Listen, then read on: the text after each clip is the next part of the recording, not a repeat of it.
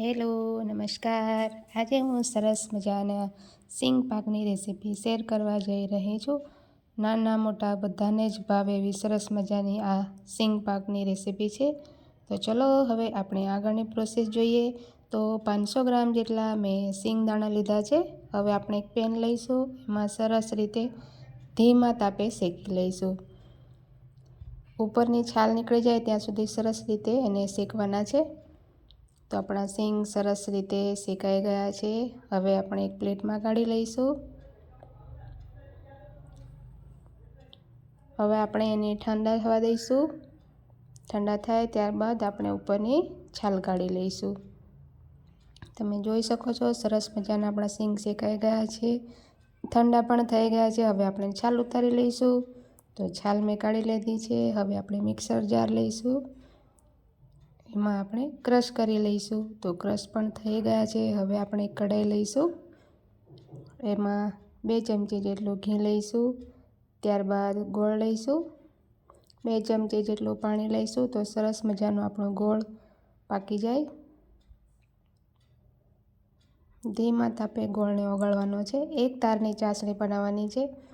વધારે પાકી જશે તો આપણે સિંગ પાક વધારે કડક થઈ જાય, એટલે મીડિયમ એક તારની ચાસણી મળે ત્યાં સુધી પકાવવાની. હવે આપણે સિંગનો ભૂક્કો લઈશું, 1 ચમચી એલચી પાવડર લઈશું, કોકોનટ પાવડર લઈશું. તમે સૂંઠ પાવડર એ પણ લઈ શકો છો. સરસ રીતે આપણે મિક્સ કરી લઈશું.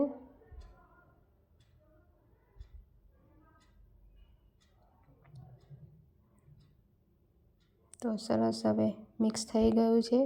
હવે આપણે એક પ્લેટ લઈશું. તો હું ઘી લગાવીને સરસ રીતે ગ્રીસ કરી લીધી છે. હવે આપણે સિંગ પાકને ડીશમાં કાઢી લઈશું. વધારે પડતું ગરમ હોય છે એટલે થોડું ધ્યાન રાખવું. હવે આપણે સ્પ્રેડ કરી લઈશું સરસ રીતે.